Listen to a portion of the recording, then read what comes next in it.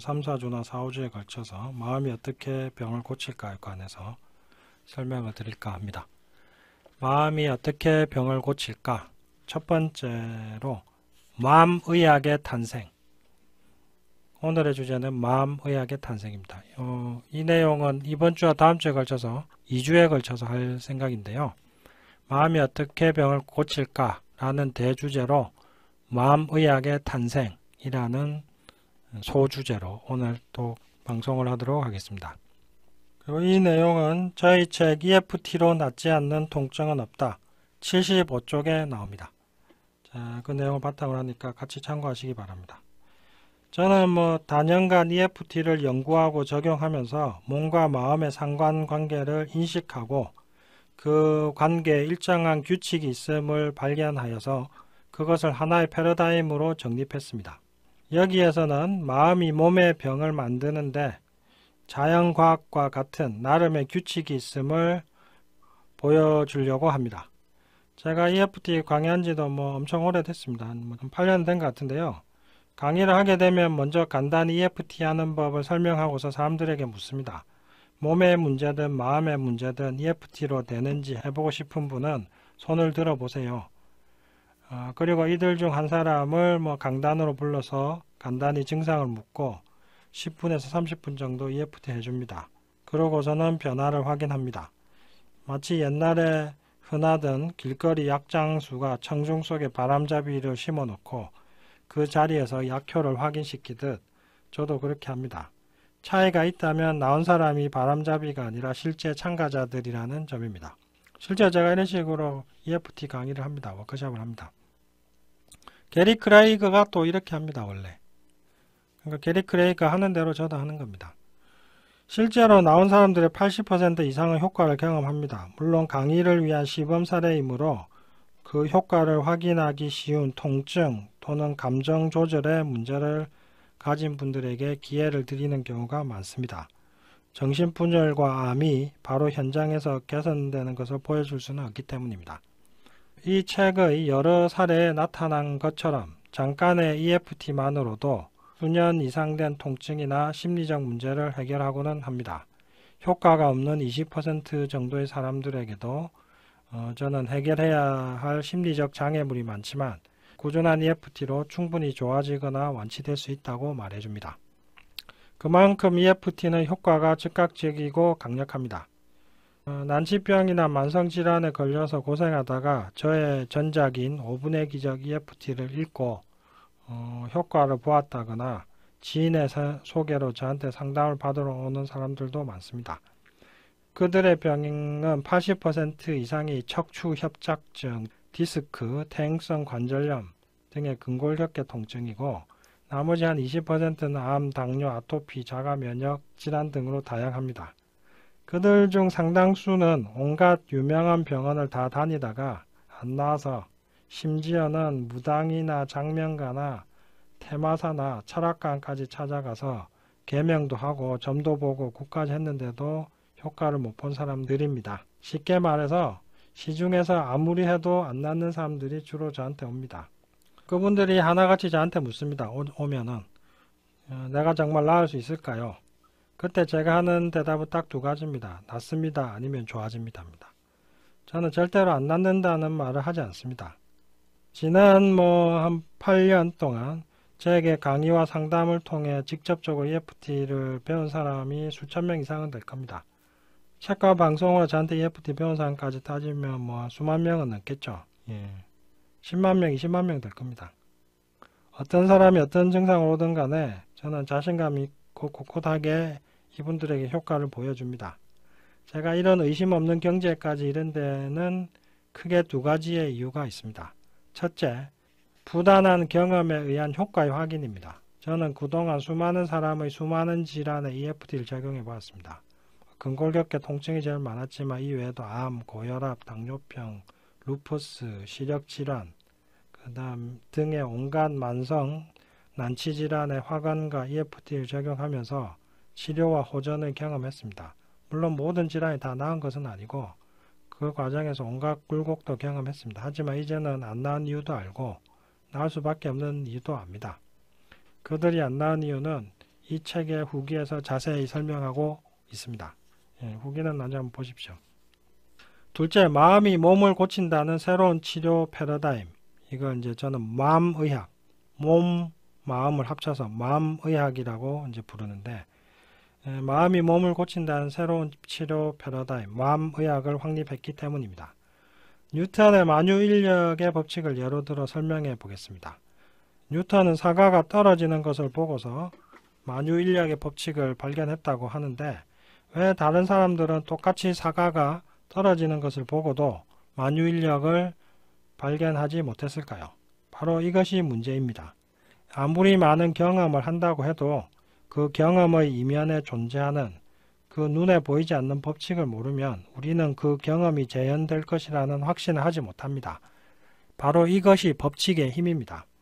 현대인은 만유인력의 법칙을 알기 때문에 로켓을 일정한 속도로 쏘면 대기권을 통과해서 달에 도달하거나 일정 궤도에 진입하여 인공위성이 된다는 것을 해보지 않고서도 예측하고 그 예측에 맞는 경험을 실현할 수 있게 됩니다.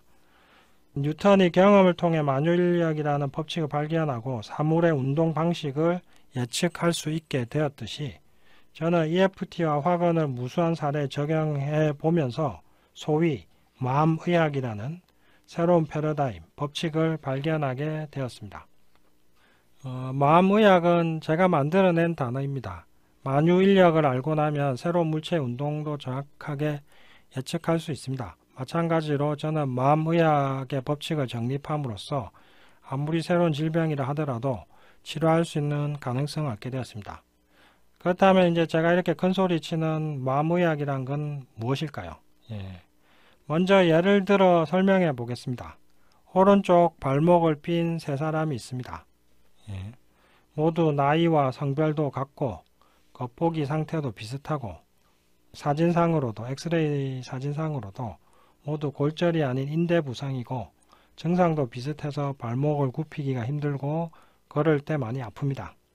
원인도 동일해서 모두 걸어가다가 삐끗했다고 합니다. 자, 이럴 때 일반 의사들이 하는 일은 반고정 깁스나 압박붕대를 해주고 진통제를 주는 겁니다. 한의사들은 보통 침을 놓거나 부항을 해서 피를 뽑습니다. 이런 일반적인 치료만으로도 70-80%는 2주에서 4주 정도면 낫습니다. 침과 부항으로 치료하면 특효를 보는 경우가 더 많습니다. 침과 부항이 발목 빈대에는 꽤 효과가 좋은 편이니까요. 저도 전에 침 많이 났는데 침 넣으면 바로 좋아진 경우도 있고 종종 그래요. 하여튼 발목 빈대 침 맞으면 아주 효과 좋습니다. 근데 증상과 질병이 같다고 모두 이런 일반적인 예후를 따르는 것은 아닙니다. 갑수는 실제로 2주 안에 다 나아서 뛰어다니는데 을순과 병수는 4주가 지나도록 별로 호전이 되지 않고 특히 병수는 더 아파지기까지 합니다. 왜 그럴까요? 왜 똑같은 증상에 똑같은 치료를 했는데 결과는 다 다를까요? 기존 의학의 패러다임으로는 도저히 예측도 이해도 되지 않습니다. 결국 다시 정리하면 똑같은 병에 똑같은 치료를 해도 결과는 모두 다릅니다. 기존의 의학은 이에 대한 대답이 전혀 없습니다. 바로 이것이 기존 의학의 한계입니다. 기존 의학은 사람이 아닌 병만 보고 마음을 빼고 몸만 보기 때문입니다. 저도 마음의학을 알기 전까지는 이랬습니다. 실제 침 놓고 부항해주면 바르면 그 자리에서 늦어도 일주일 이내에 대체로 좋아졌습니다. 근데 문제는 이런 방법으로는 아무리 해도 낫지 않는 환자들이 갈수록 늘어났다는 점입니다. 환자들은 고통스러워했고 저는 그에 대한 해결책이 전혀 없어서 좌절했습니다. 이것이 기존 의학의 목매는 의사와 환자들의 현실입니다. 자, 그럼 이들은 마음의학의 관점에서 한번 살펴보겠습니다. 그들이 저한테 온다면 저는 먼저 이렇게 물어봅니다. 첫째, 관련된 사건. 구체적으로 어떤 상황에서 발목을 삐게 되었죠? 두 번째, 관련된 감정. 발목 삔 것과 관련해서 어떤 기분이나 느낌이 들죠? 세 번째, 관련된 생각. 발목 삔 것과 관련해서 어떤 생각이 많이 드나요? 자, 이런 질문을 해가지고 이들이 각각 내놓은 답변을 표로 정리해보면 이렇게 됩니다. 표는 저희 책 EFT에 낫지 않는 통증 없다 80쪽에 나오는데 한번 보시죠. 되게 일목요연하게 돼 있으니까 보면은 탁 보면 이해가 될 겁니다. 먼저 갑순과 을순과 병순의 육체 증상을 보도록 하겠습니다. 다 똑같습니다. 갑순은 발목 돌릴 때 시큰거리고 걸을 때 욱신거립니다. 을순도 똑같습니다. 병순도 똑같습니다. 이렇게 증상은 똑같아요. 그럼 증상에 관련된 사건 어떻게 하다 피었냐, 어떤 상황에서 피었냐 물어보니까 갑순은 걷다가 실수로 삐끗해서 피었어요. 을순은 친구가 장난쳐서 밀어서 삐끗했어요. 병순은 전날 남편이 바람 피워서 대판 싸웠는데 그 다음날 친구가 또 장난을 쳐서 장난으로 밀어서 삐끗했어요. 자, 을순, 병순은 뭔가 단순히 핀 게 아니라 뭔가 관련된 사건이 많죠. 그 다음에 증상에 관련된 부정적 감정. 갑순은 그냥 삐끗해서 아픈 것 빼고는 뭐 특별한 감정은 없습니다. 을순은 친구가 밀어서 삐끗했으니까 친구에 대한 짜증이 많습니다. 병순은 친구가 밀어서 피었으니까 일단 친구한테 짜증나고 그 다음에 그 전날 남편이 바람 피워서 대판 싸웠으니까 그 남편에 대한 분노도 많고 더 나아가서 나는 왜 이렇게 되는 일이 없냐, 재수가 없냐 이런 뭐 인생에 대한 좌절, 분노도 많습니다. 그래서 이제 그러면 이런 감정이 있고 증상과 관련된 생각은 갑순은 뭐 그닥 없고 을순도 뭐 친구에 대해 짜증난 것 빼고는 별로 없습니다. 병순은 이제 뭐 친구가 밀었지 남편은 바람 폈지 이러니까 난 되는 게 없다, 남편 용서할 수 없다, 내 인생은 완전 엉망이다, 실패다 이런 생각도 많이 듭니다. 자, 이렇게 갑순과 을순과 병순은 육체 증상은 똑같아요. 다들 발목 핀 건데 이와 관련된 사건과 감정과 생각이 모두 다릅니다.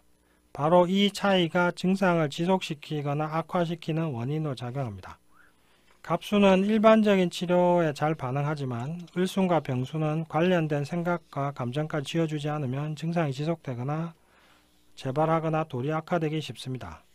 자, 이 점을 기존 의학에서는 간과하고 있고 그들이 기존 의학에서 간과하는 이 점이 바로 병의 원인으로 작용한다고 저는 확신합니다. 왜냐하면 마음의학의 접근법으로 EFT를 적용해 보면 원인이 곧바로 해결되면서 효과가 나타나기 때문입니다.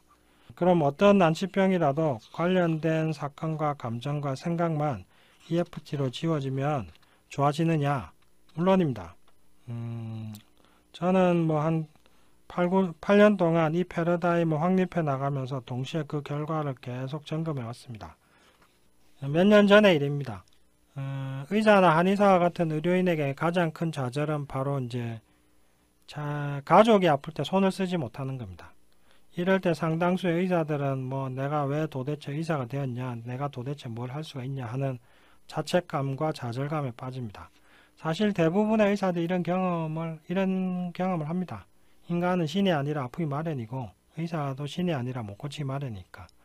이런 위기의 순간이 저한테도 찾아왔습니다. 1997년 IMF가 악명을 날리던 바로 그 시절에 저희 남동생이 추간판 탈출증, 소위 디스크에 걸렸습니다.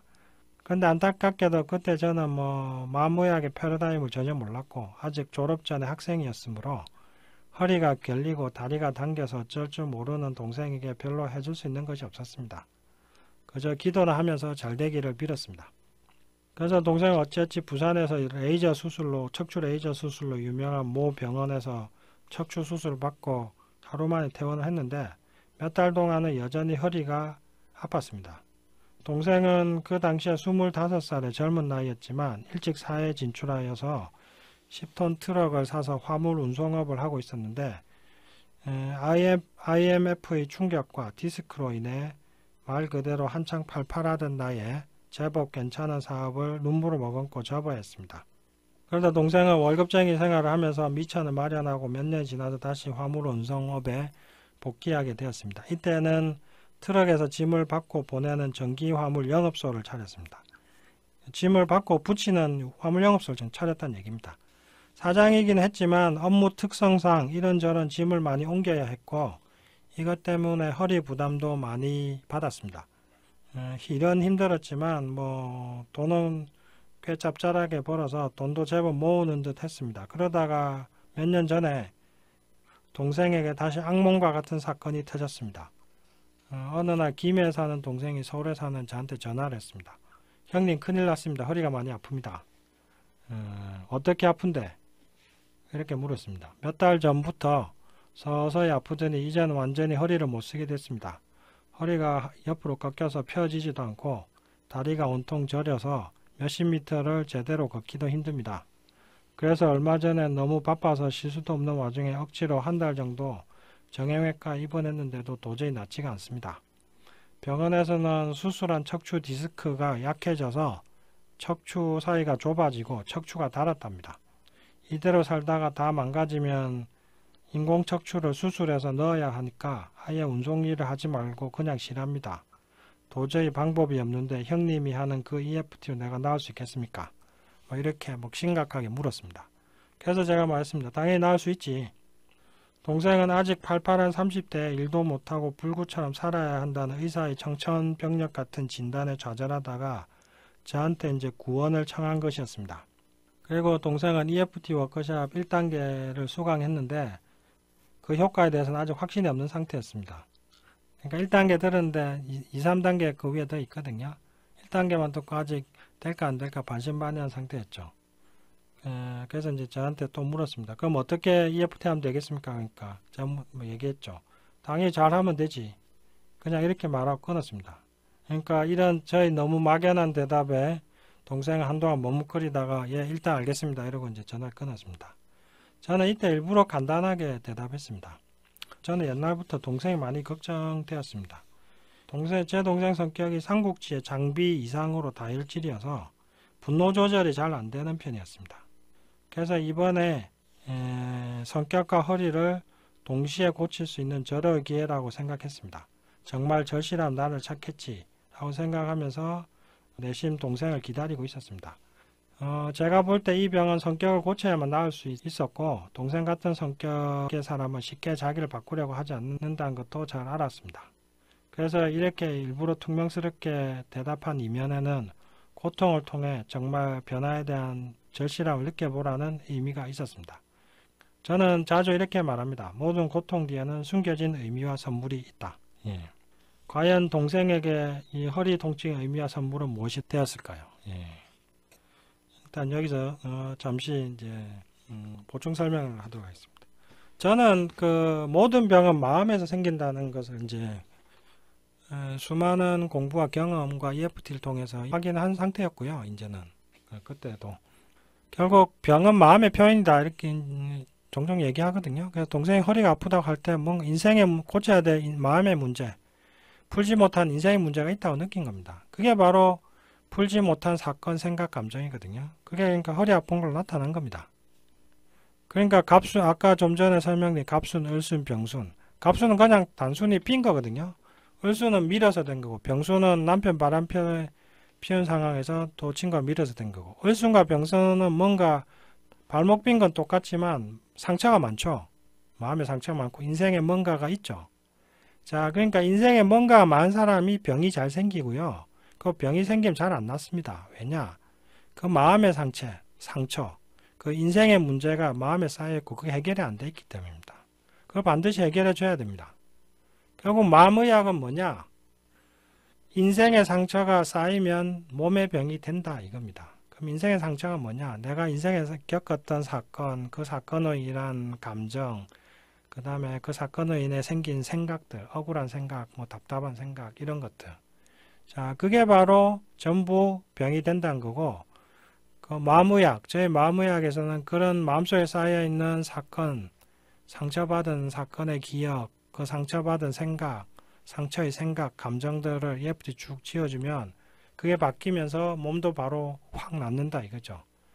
그게 바로 마음의학의 원리입니다. 근데 원리만 알아서 무슨 의미가 있겠습니까? 의학은 철학이 아닙니다.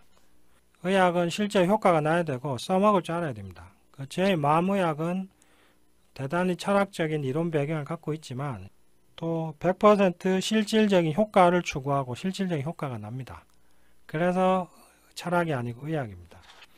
여기에서 이제 정리를 하자면은 결국 갑순, 을순, 병순 이 마음 상태의 다름 이게 다 병이라는 거죠.